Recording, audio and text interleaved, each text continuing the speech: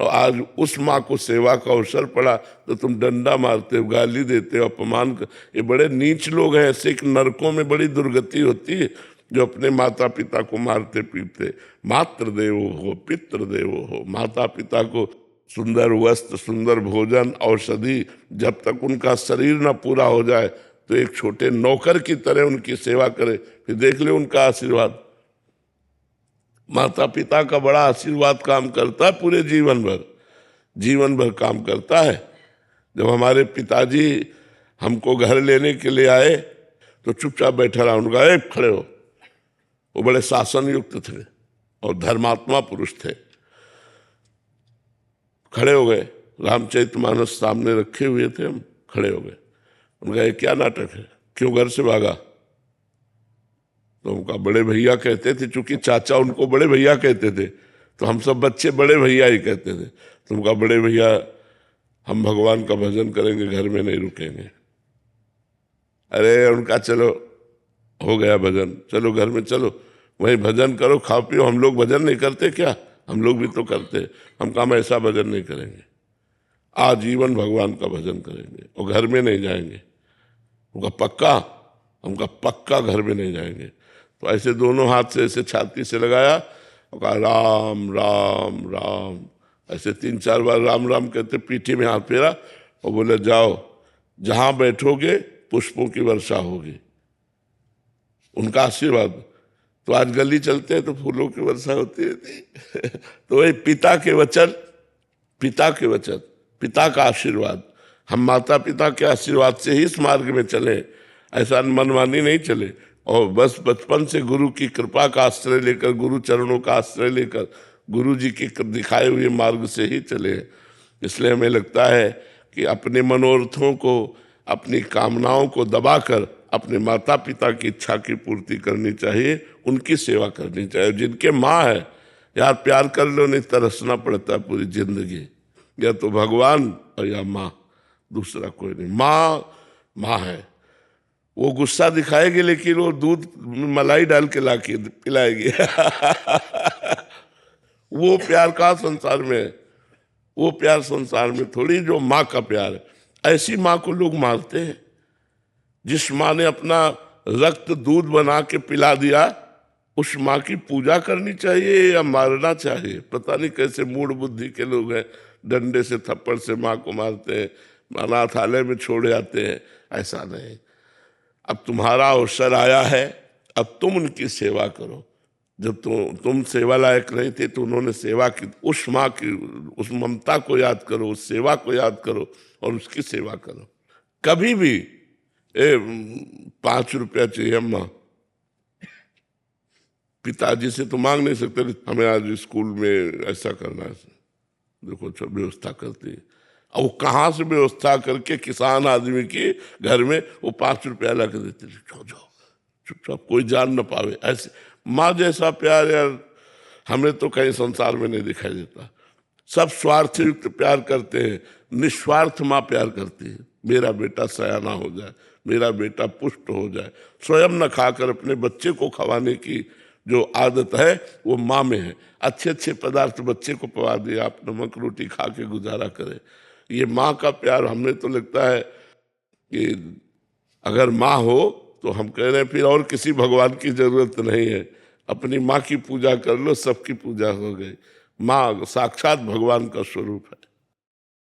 कल्याणी जी पूना से। राधे राधे महाराज जी। महाराज जी, क्या हम निश्चय और साधना के बल पर इसी जन्म में भगवान की प्राप्ति कर सकते हैं? इसके लिए भगवान की कृपा अनिवार्य है? भगवत कृपा की आवश्यकता है। भगवत कृपा से ही वो साधना बनती है जिससे भगवत प्राप्ति होती है। जो साधना हम करते हैं उसमें एक मलिनता रहती है, मैं करता हूँ। अहंकार विमूढ़ात्मा करता हमिति मन्यते, मैं साधना करता हूँ, तब तक भगवत प्राप्ति नहीं होती। जब तक ये मैं करता बचता है तब तक भगवत प्राप्ति नहीं होती। भगवान की कृपा से साधना हो रही है तो ये अहंकार धीरे धीरे भगवान के चरणों में समर्पित होता जाता है। जब ये अहंकार भगवान को समर्पित हो जाता है तब वो निर्मल मन भगवत साक्षात्कार करने। भगवान बहुत परम पवित्र है। तो निर्मल मन जन सो मोहि पावा, मोहि कपट छल छिद्र न भावा। परम पवित्र परमात्मा उसके हृदय में प्रकाशित हो जाता है और वो उसी आनंद में हर समय निमग्न रहता है। जैसे कोई बहुत अफीम गहरी पाए हो तो आँख खुलना मुश्किल हो जाए, वो अब नशे में डूबा, ऐसे भगवान का विचित्र नशा होता है। उस नशे में डूबा रहता है हर समय, नाम में, भगवान के रूप में, भगवान की लीला में। तो जो साधना है, जब हम कृपा से साधना देखते हैं, वो भगवत प्राप्ति की योग्य हो जाती है। और जब हम साधना कर रहे हैं और कृपा का आश्रय नहीं लिए तो हमको गिरना पड़ेगा। काम, क्रोध, लोभ, मोह, मद ये हमको गिराएंगे, तब हम रोएंगे, फिर कृपा का आश्रय लेंगे, तब फिर साधना जो शुरू होगी वो भगवत प्राप्ति कराएगी। मीनाक्षी मौर्य जी लखनऊ से। राधे राधे महाराज जी। महाराज जी, भगवत प्राप्ति में सबसे बड़ी बाधा क्या है जिससे साधक को बचना चाहिए? अहंकार। और भी बाधाएं हैं, परिवार से मोह होना, रुपए का महत्व होना, मान प्रतिष्ठा होना, पर ये सब धीरे धीरे नष्ट हो जाती है। अहंकार सबसे बड़ी बाधा है। अहंकार जब तक बना रहता है तब तक जीवत्व बना रहता है। जब तक अहंकार रहता है तब तक सारे दोष बने रहते हैं। संस्कृत मूल शूल प्रदनाना, सकल शोकदायक अभिमाना, ताते करें कृपा निधि दूरी, सेवक पर ममता अति भूरी। मोह है तो धीरे धीरे नष्ट हो जाएगा। धन के प्रति प्रियता है, धीरे धीरे वैराग्य हो जाएगा। जो साधना भागवतिक है इसमें भी अहंकार बना रहता है। ये अहंकार जब तक गलित नहीं होता तब तक भगवत प्राप्ति नहीं होती। तो भगवत प्राप्ति में सबसे बड़ी बाधा है देहाभिमान, अहंकार। मैं पुरुष हूँ, मैं स्त्री हूँ, मैं देख रहा हूँ, मैं सुन रहा हूँ, मैं कर रहा हूँ, मैं भोग रहा हूँ, मैं ऐसा करूँगा, मैंने ऐसा कर लिया। ये जो भगवत प्राप्ति में बाधा है अहंकार। नहीं, कोई पूछ नहीं रहा तो आप अपने आप क्यों बता रहे हैं? आप अपने मुख से अपनी साधना को क्यों बता रहे हैं? यही चीज हमारे भगवत प्राप्ति में बाधक है। इसी को शांत रखना चाहिए, इससे देहाभिमान पुष्ट होता है। ये बातें हमें नहीं। जब कोई दूसरा कहे महाराज जी 12 ज्योतिर्लिंग के इधर, अरे हमारी कहाँ समर्थ है, तो भगवान शंकर की कृपा से हो गया, ये तो गुरु जी की कृपा से। वो चुप, अपनी बात कहे ना। अगर कोई तुम्हारी प्रशंसा करे तो उसे काट दे कि मेरी कहाँ सामर्थ्य थी, तो गुरु जी की कृपा से हो गया। भगवान शंकर चाहते थे तो उनके दर्शन हो गए, नहीं हमारी सामर्थ्य कहाँ। ऐसे दैन्यता से अहंकार को काट करके भगवान की प्राप्ति की जाती है। अहंकार सबसे बड़ी बाधा है भगवत प्राप्ति होने में। अहंकार रूपी महल में ही काम, क्रोध, लोभ, मोह, मद, मत्सर ये सब रहते हैं। अहंकार नष्ट हुआ, मूल जड़ नष्ट हो गई तो सब ऊपर की डालें पत्ते सब सूख गए। अहंकार नष्ट हो गया तो निष्काम हो जाएगा, वो वैराग्यवान हो जाएगा, वो शुद्ध ज्ञानी हो जाएगा, वो भगवत प्रेमी हो जाएगा। मूल है अहंकार का नाश होना। और ये सत्संग से और गुरु चरणों का आश्रय लेने से और सबके प्रति नमन भक्ति करने से ये नष्ट हो जाता है। पहला खूब सत्संग करो, दूसरा गुरुदेव के चरणों का आश्रय ले लो, और हर काम हमारा गुरुदेव की कृपा से होता है। और जो भी मिले उसको नेत्रों से प्रणाम करो, सबको, सब कोई भी आए तो पहले उसे प्रणाम करो, फिर मृदु भाषा से उससे वार्ता करो, क्योंकि सबके हृदय में भगवान विराजमान है। अगर ऐसा करोगे तो आपका अहंकार गलित होता चला जाएगा। जो आपसे ना बोले उससे आप जरूर बोलिए, जो आपसे द्वेष करे आप उससे प्रेम कीजिए, उल्टा, तब आपका अहंकार नष्ट हो जाएगा। मान लो कोई अभिमान से हमसे नहीं बोल रहा, द्वेष कर रहा है, अपनी तरफ से राधे राधे राधे राधे, आपका काम बन गया, आपका अभिमान नष्ट हो रहा है, उसका बढ़ रहा है। अपना अहंकार मिटा देना ही साधना है। अहंकार नहीं मिटा तो कुछ हाथ नहीं लगा।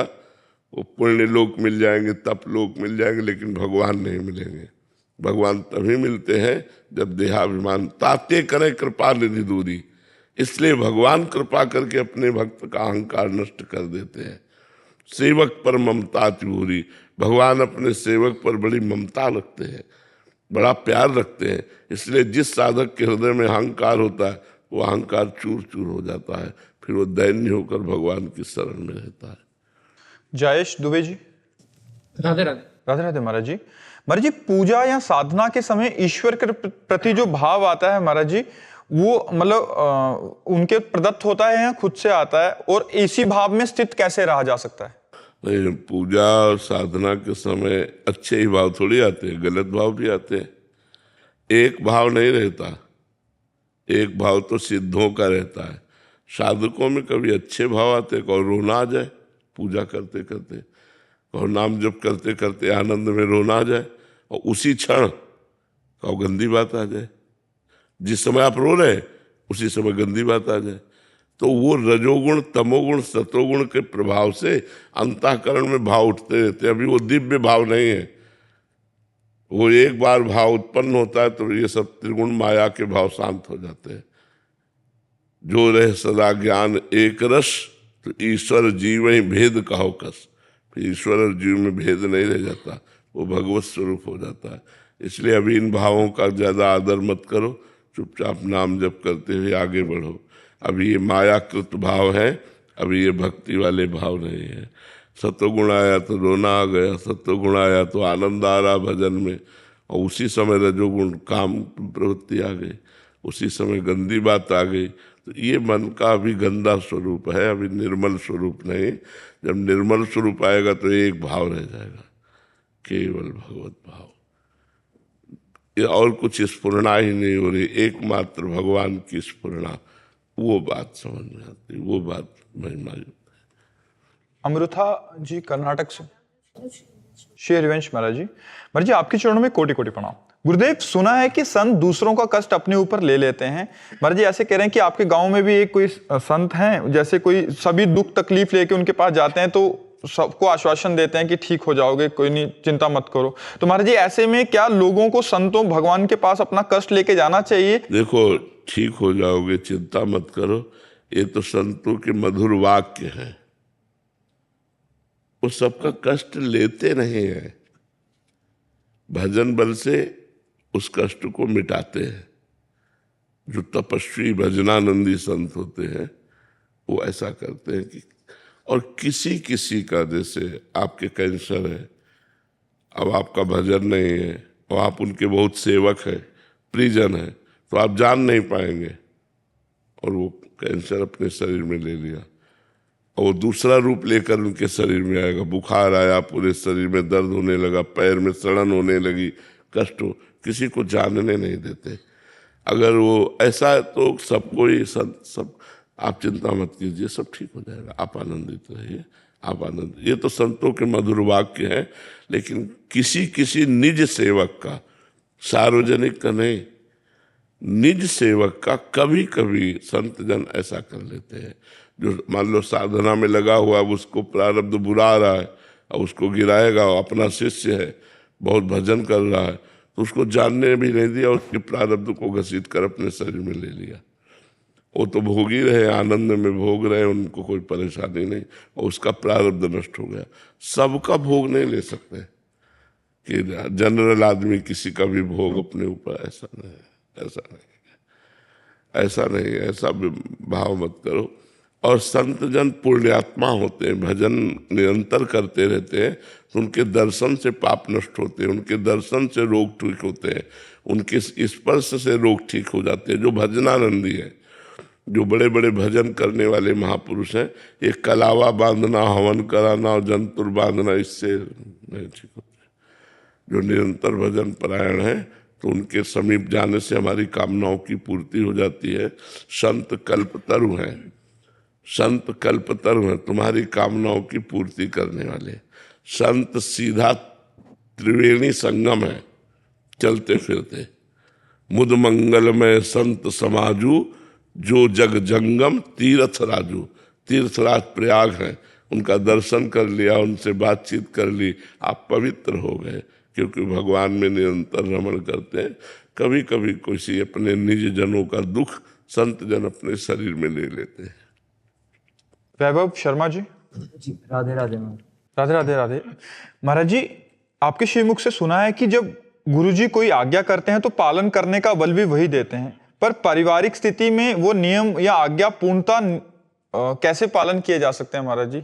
बड़ा मुश्किल होता है। आप उस पर महत्व बुद्धि कीजिए। गुरु की आज्ञा पर महत्व बुद्धि हो जाने पर परिवार का भी पोषण होता है, गृहस्थी के कार्य भी चलते हैं और सम्यक गुरु आज्ञा का पालन होता है। पर उस पर महत्व बुद्धि होनी चाहिए। अगर महत्व बुद्धि नहीं होगी तब तो छूट जाएगी, अगर महत्व बुद्धि है तब फिर पार होती चली जाएगी। आप बोलो गृहस्थी में क्या ऐसी आज्ञा है जो पालन नहीं हो सकती? अगर हम 3 बजे रात्रि के उठे और स्नान करके बैठ जाए तो 6 बजे तक खूब भजन हो, फिर अपने दिन पर दिनचर्या में लगे, अपने कार्य में लगे। समय मिले 1 घंटा विश्राम दोपहर में कर ले, शाम के 4 घंटा रात्रि में विश्राम कर ले। अगर हमारी लगन है तो फिर उस लगन में एक अगन होती है और उसी अगन के पावर से सब बात होती रहती है। और जब हमारी महत्व बुद्धि नहीं तो छूट तो जाएगी ही। महत्व बुद्धि है तो गुरु आज्ञा का पालन हो। गुरु जी ने ऐसा कहा था, वो टूटना नहीं चाहिए। गुरु जी ने ऐसा कहा तो हम हर परिस्थिति में उसको करने की कोशिश करेंगे। जैसे हमने कहा कि 11 माला गुरु मंत्र जपना है तो उसमें छूट भी दे दी कि आप माला से, बिना माला से, काउंटर से, समय से कर सकते हैं। जैसे हमने देखा कि 13 मिनट में 1 माला हो जाती है, तो हम आराम से जब घंटा 1.5 घंटा भजन किए तो हिसाब लगा लिए 13 मिनट का कि हमारे इतने माला हो गए। काम करते हुए नाम जप कर रहे हैं और हिसाब लगा लिया 13 मिनट में 1 माला हो सकती है, तो इतने समय में इतनी मालाएं हो गई। तो हमें 11 माला का अंक पूरा करना है गुरु जी के, और अधिक जप जाए भगवान की कृपा। गुरु जी ने कहा 12 पद चतुरासी जी के पढ़ने 15 मिनट में आराम से हो जाएगा। तो कभी भी समय 24 घंटे में जब मिले 15 मिनट समय निकाला, पाठ कर लिया। ज़्यादातर यही 2 नियम दिए हैं, बिना भोग लगाए पाओ मत, भगवान को भोग लगाओ। मंदिर में नहीं तो सामने आवे थाल तो जय भगवान की, राधा वल्लभ लाल की जय करके उनको अर्पित करते हुए पाल। सरल है।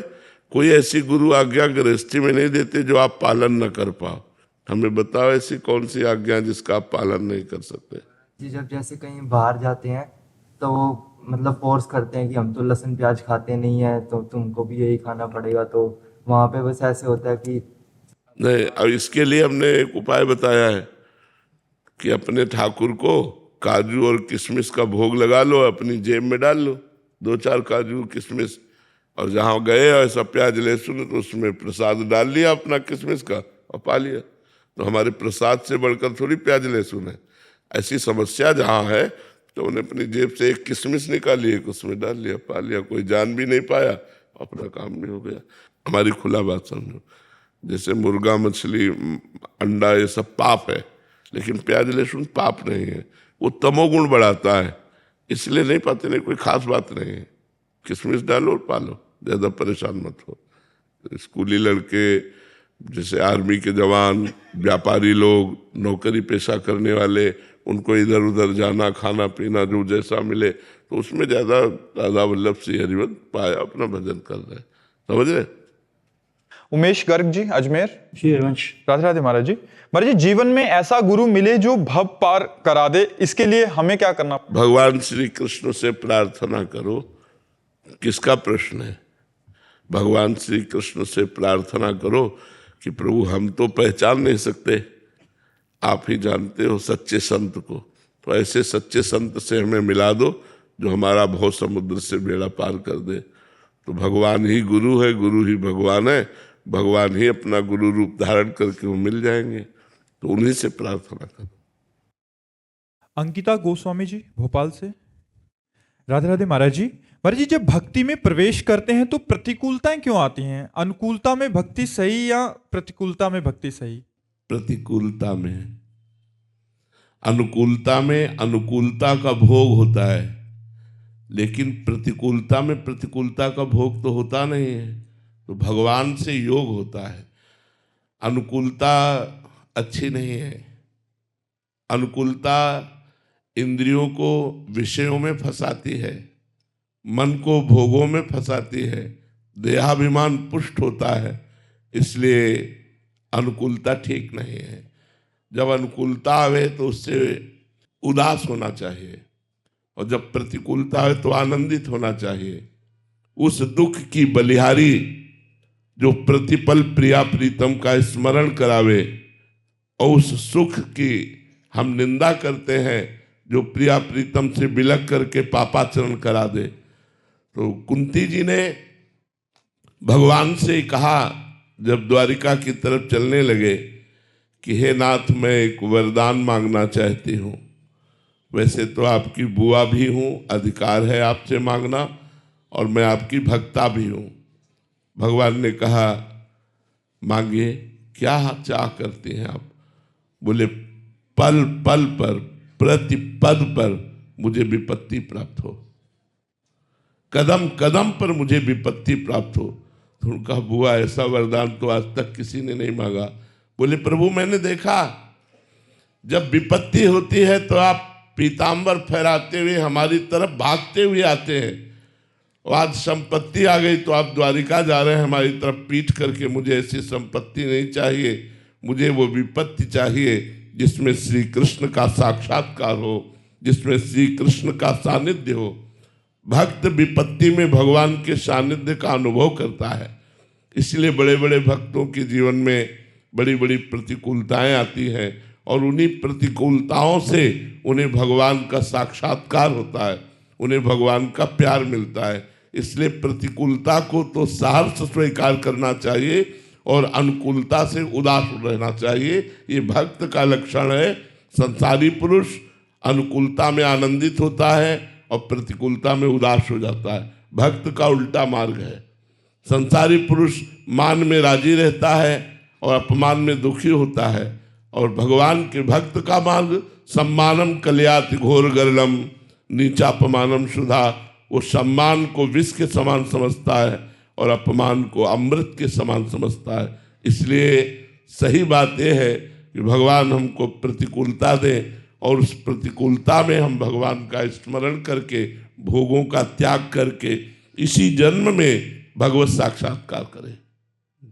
उमेश जी महाराष्ट्र से। राधे राधे महाराज जी। महाराज जी, प्रभु एक ही हैं और हर जगह वही विराजमान है, तो कहीं भगवान के स्थानों पे कामनाओं की पूर्ति जल्दी हो जाती है और कहीं कामनाओं की पूर्ति होती ही नहीं। महाराज जी, ऐसे भगवान के स्थानों में कामनाओं की पूर्ति नहीं होती, उसमें आपका पुण्य होता है। आप गए हनुमान जी से, बोले, हनुमान जी महाराज, मेरा एक काम हो जाए। वो काम होना पहले से निश्चित है, क्योंकि आपका पुण्य है। और आपने हनुमान जी से कहा, संयोग बैठ गया, काम हो गया, तो आपको लगा हनुमान जी ने हमारा काम कर दिया। तो हनुमान जी को सबसे पूरे विश्व से दुश्मनी है क्या, जो आपका काम कर देंगे और दूसरों का काम नहीं करेंगे? संयोग बैठता है हमारे पुण्यों का।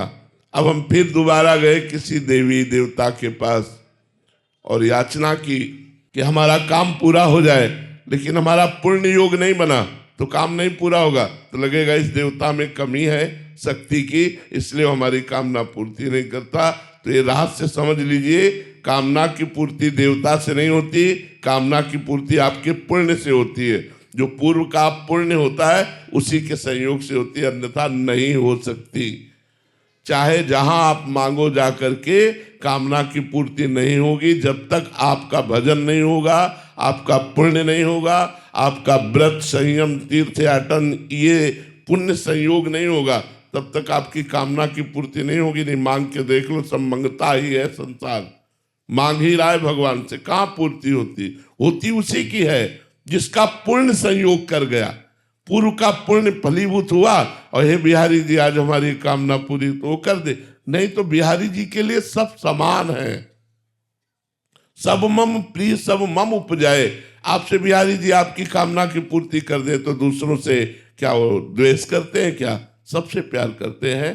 कामना की पूर्ति उसी की होती है जिसका पुण्य बल होता है, तप बल होता है, व्रत नियम संयम उपवास तीर्थयाटन, ये सब होता है, तब कामना की पूर्ति होती है। लोग चाहते हैं, भगवान को प्रलोभन देते हैं कि तुम्हें 11,000 का भोग लगा देंगे, अनंत ब्रह्मांडों का भरण पोषण कर रहे, तुम्हारे 11,000 के भूखे हैं।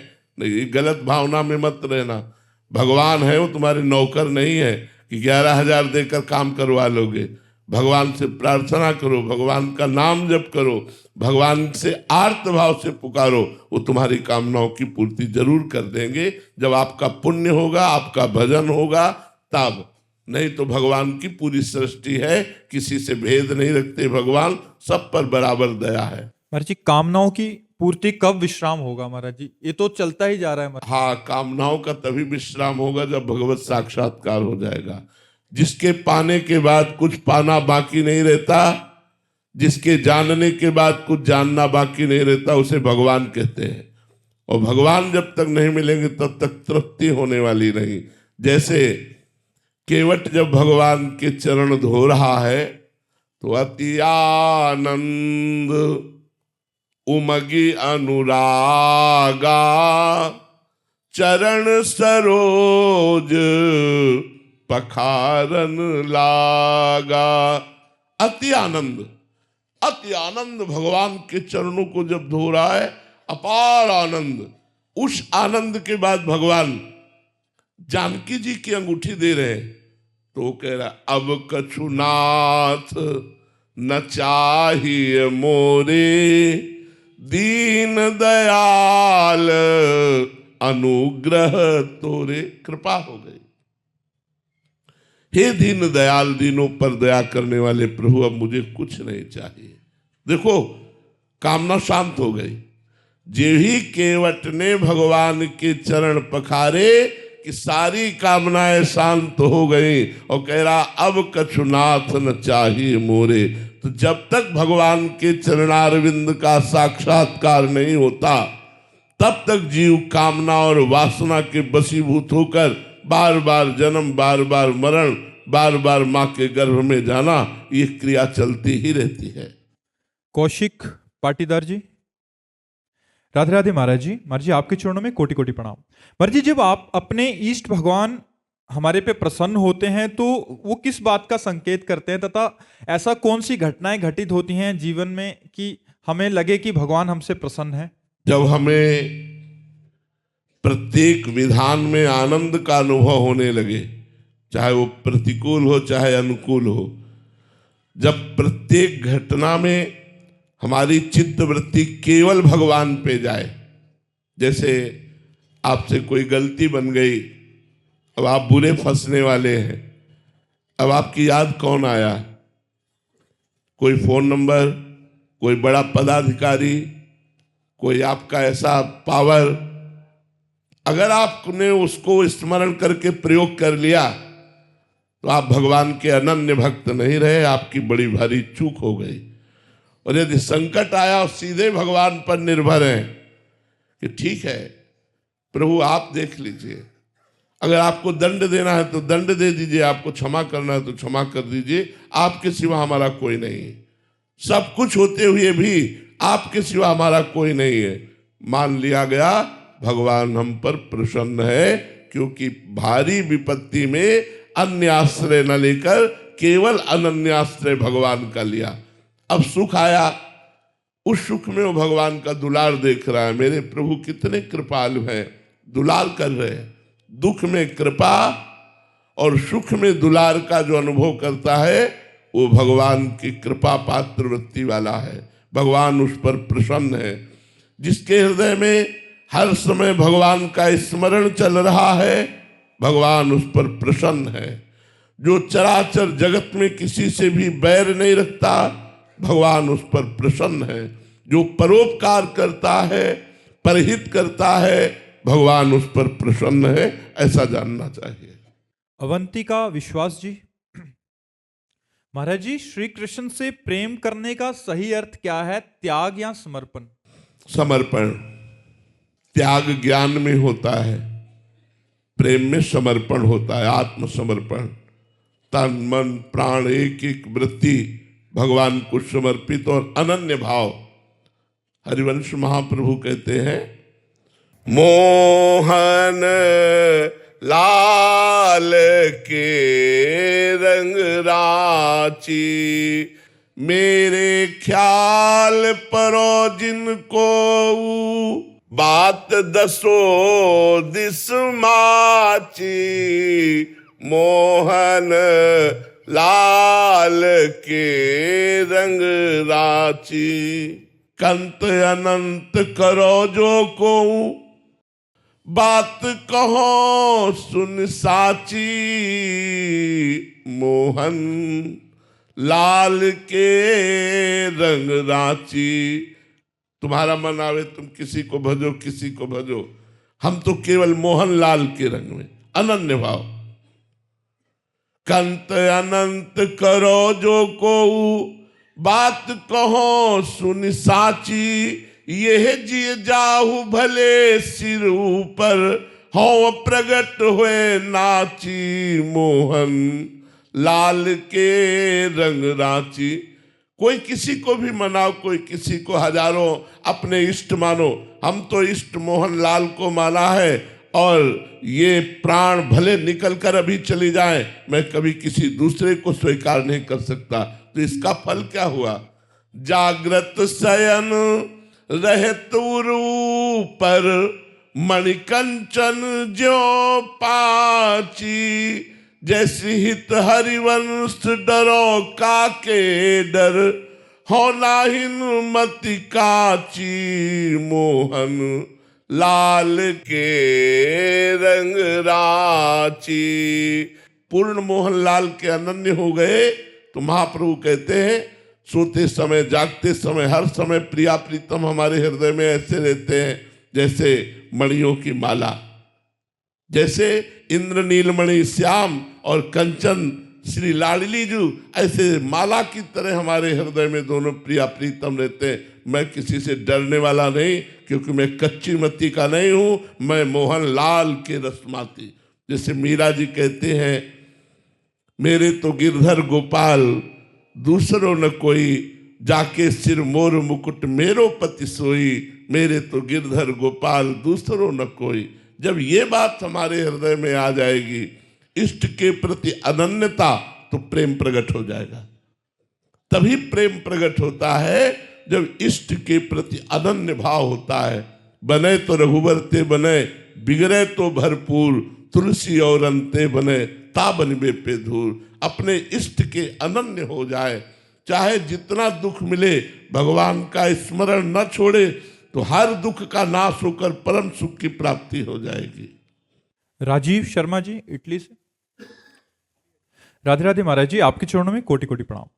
गुरुदेव, ध्यान, तंद्रा व योग निद्रा में क्या अंतर है, और हमें कैसे पता चले कि हमारा ध्यान हो रहा है या तंद्रा में है हम? तंद्रा तमोगुण लक्षण से युक्त निद्रा के ही अंश का भाव है। तंद्रा में चले गए, वो निद्रा के ही अंश का भाव। निद्रा का तात्पर्य घोर तमोगुण में बुद्धि का लय हो जाना। तंद्रा का भाव है कि मन का लय नहीं हुआ, मन बचा रहा, तो वो संकल्प विकल्प दिखाता रहता है। तंद्रा में देखा कि ऐसा हो रहा है, ऐसा हो रहा है, वो मन बचा रहता है। और ध्यान में, जागृत अवस्था में मन बुद्धि का परमात्मा में लय हो जाना, इसे ध्यान कहते हैं। घोर सुषुप्ति, बुद्धि का तमोगुण में लय हो जाना। तंद्रा, मन को बचे रहना, मन का निद्रा में न लय होना, लेकिन निद्रा जैसा होना, पर वो अंदर से संकल्प विकल्प स्वप्नादि की रचना करेगा। ध्यान, जागृत अवस्था में मन और बुद्धि का परमात्मा में लय हो जाना, निद्रा की तरह। निद्रा में सुषुप्ति और अज्ञान रहता है, लेकिन ध्यान में जागृत और ज्ञान युक्त होकर भी बाह्य चेतना का लुप्त हो जाना, मन और बुद्धि का परमात्मा में स्थित हो जाना, इसे ही ध्यान कहते हैं। भावेश जी मध्य प्रदेश से। राधे राधे महाराज जी। महाराज जी, आपने बोला था कि राधा राधा नाम जपो तो तुम सबको हम अपने साथ श्री जी के पास लेके चलेंगे। महाराज जी ये कह रहे हैं कि आप राम नाम जप करते हैं, तो अपने साथ जा सकता हूं आपके साथ? अब ये बात तो आपकी निष्ठा की बात है कि आप राम नाम जप करते हैं, हमारे प्रति आपकी प्रबल श्रद्धा है, प्रबल निष्ठा है, तो आपको राम जी की प्राप्ति होगी, लेकिन उसमें प्रेमानंद को देखेंगे। अगर प्रबल निष्ठा है तो, अब प्रबल निष्ठा नहीं है तो मार्ग ही अलग हो गया। हम किशोरी जी के पास जाएंगे, आप राम जी के पास जाएंगे। प्रबल निष्ठा है तो आप राम जी में प्रेमानंद को देखेंगे, प्रेमानंद में राम जी को देखेंगे, क्योंकि वो द्वैत नहीं है, वो अद्वैत तत्व है, सर्वत्र विराजमान है। जड़ चेतन जग जीव जत सकल राम में जान, बंदो सबके पद कमल सदा जोरी जुग पान। कुत्ते में साक्षात भगवान को देख लिया, नामदेव जी ने कुत्ते में भगवान का साक्षात्कार कर लिया। निहारिका जी नोएडा से, राधे राधे गुरुजी। गुरुजी, जब आप या कोई गुरु किसी शिष्य के सपने में प्रकट होते हैं, क्या वो मन का दृश्य होता है या एक सूक्ष्म? मन का दृश्य, मन का दृश्य, और कुछ नहीं, केवल मन का दृश्य होता है। वो मन सात्विक प्रवृत्ति से युक्त हुआ और उसका चिंतन किया, वही चिंतन में आकर स्वप्न में हमें दर्शन दे दिए। पर मंगल में माना जाता है संतों का, भगवान की छवियों का, भगवान के मंदिरों का, तीर्थों का यदि स्वप्न में दर्शन हो तो बड़ा मंगल माना जाता है कि अब जीवन कल्याण के मार्ग में अग्रसर हो रहा है, क्योंकि सूक्ष्म शरीर पर भगवत भक्ति का प्रभाव पड़ रहा है। जब तक स्वप्न गंदे आवे तो समझना चाहिए कि अभी भक्ति का प्रभाव सूक्ष्म शरीर पर नहीं पड़ा। जब स्वभाव बदल जाए तब कारण शरीर पर पड़ गया, और तीनों शरीर भक्तिमान हो जाए तो भगवान की प्राप्ति हो जाए। रेणु चौधरी जी मुजफ्फरनगर से, राधे राधे महाराज जी। महाराज जी, मेरा सवाल है कि क्या आत्मसम्मान दूसरों के सम्मान से ज्यादा जरूरी है या कम? आत्मसम्मान पर ध्यान देते हो तो पहला हमारा प्रश्न है कि आप आत्मसम्मान देहाभिमान को समझती हैं? किसे आत्मसम्मान समझती हैं? अपने देह के मान को, अपने शरीर के सम्मान को, अपने शरीर के आदर को आत्मसम्मान समझते हैं? बोलिए। महाराज जी, वही लिखा है आगे इन्होंने कि वही है कि दूसरों को सम्मान देते हैं तो देहाभिमान को ही आत्मसम्मान। हाँ, क्योंकि आत्मसम्मान तो बहुत बड़ी वस्तु हो जाती है, और जो हमारी आत्मा है वही सबकी आत्मा है। अगर हम आत्मसम्मान करते हैं तो पूरे विश्व का सम्मान हो जाता है। आत्मसम्मान की रक्षा का मतलब किसी का अपमान न होने पावे, किसी की निंदा न होने पावे, किसी का तिरस्कार न होने पावे, ये आत्मसम्मान है, क्योंकि सर्वत्र आत्मा है। अब देहाभिमान की बात यह है कि हमें दूसरों का सम्मान करना चाहिए, दूसरों से सम्मान लेने की भावना नहीं रखनी चाहिए। इससे हमारा अभिमान नष्ट हो जाएगा, इससे हमारी अध्यात्म में प्रवेश हो जाएंगे, इससे हमारी आध्यात्मिक उन्नति होगी। सब ही मान प्रद आप अमानी, सबको मान दे और स्वयं अमानी रहे, ये भक्त का लक्षण होता है। अमानिना मान देनो कीर्तनिया सदा हरि, भगवान का नाम कीर्तन करे, नाम जप करे और दूसरों को मान दे, दूसरों से मान ना ले, वो महान भक्त बन जाता है, वो भगवान का कृपा पात्र बन जाता है। गुरु आज्ञा पालन करने में समर्थ हो जाए, ऐसी कृपा कर दीजिए। जीवन का सार यही है, जो अपने गुरुजनों की अवहेलना करके, अवज्ञा करके और साधना करके सोचते हैं हम कुछ प्राप्त कर लेंगे, कुछ नहीं प्राप्त करेंगे, वही मलमूत्र के द्वारों में रति होगी और कहीं रति नहीं होगी। हमारी बात समझ लेना। और जो गुरु आज्ञा पे रहते हैं, गुरुजनों के द्वारा अनुशासित रहते हैं, वो कंचन कामनी कीर्ति तीनों को पार करके भगवान में तन्मय हो जाते हैं। इसलिए मूल गुरु कृपा है, मूल है गुरु की अवहेलना न होने पावे, अवज्ञा न होने पावे, अपने गुरु को साक्षात परब्रह्म समझे, परब्रह्म परमात्मा समझे। हमारे गुरु हमारे लिए परमात्मा का अवतार है, ऐसा भाव रखे तभी बात बनती है। वाहिगुरु जी का खालसा, वाहिगुरु जी की फतेह। इस शहादत महीना चल रहा है गुरु पुत्रों का, और वीर बाल दिवस हम लोगों ने कानपुर से प्रारंभ किया था। और गुरु गोविंद सिंह महाराज जी ने कहा था, इन पुत्रन के शीश पर वार दिए सुचार, चार मुँहे तो क्या हुए जीवित कई हजार। जब उनके चारों पुत्रों का बलिदान हुआ इस माह में, तो जब उन माता जी ने पूछा कि मेरे चारों पुत्र कहाँ हैं, तो उन्होंने कहा, इन पुत्रन के शीश पर वार दिए सुचार, चार मुँहे तो क्या हुए जीवित कई हजार। तो महाराज जी हम लोग काम चारों पुत्र हैं। हाँ, ये चारों पुत्र हैं, चार साहबजादे हैं, जिनको दो को सरहंद में दीवार में चुनवा दिया गया और दो को चमकौर की गढ़ी में शहीद हो गए, दो बड़े साहबजादे। तो ये सप्ताह जो है, ये पूरा महीना जो है, गुरु गोविंद सिंह जी का परिवार बिछड़ गया था आपस में। कुछ लोग डिवाइड अलग हो गए थे, 2 साहिबजादों के साथ आनंदपुर साहिब चले गए थे, 2 लोग सरहन चले गए थे। वहाँ वजीर खान ने दोनों को कहा या तो धर्म परिवर्तन करो या दीवारों में चुन दो। एक 6 साल के साहिबजादे थे, एक 7.5 साल, उनको दीवारों पे चुना दिया गया। तो उन्हीं का ये माह चल रहा है। तो उस पे हम लोग कार्यक्रम करते हैं वीर बाल दिवस। उसमें लगभग 3 लाख बच्चे खड़े होकर इनको शहादत वो करते हैं, प्रणाम। अभी 22 दिसंबर को करने वाले हैं। हमारा हृदय बड़ा कि कितना कष्ट सहा महापुरुषों ने धर्म के लिए, कितना कष्ट सहा। अब जिंदा दीवार में चुनवा देना कितनी बड़ी बात है। गर्दन उतार लेना, चमड़ी उतार लेना शरीर की, तप्त बालू में तपाना, ये सब गुरुजनों ने कष्ट सहा धर्म के लिए। तो आज हम सुख चैन से भगवान का यश गान कर रहे हैं। इनके बल पर, इनकी शहादत पर, इनके बलिदान पर आज हम लोग सुखपूर्वक जी पा रहे हैं धर्म से।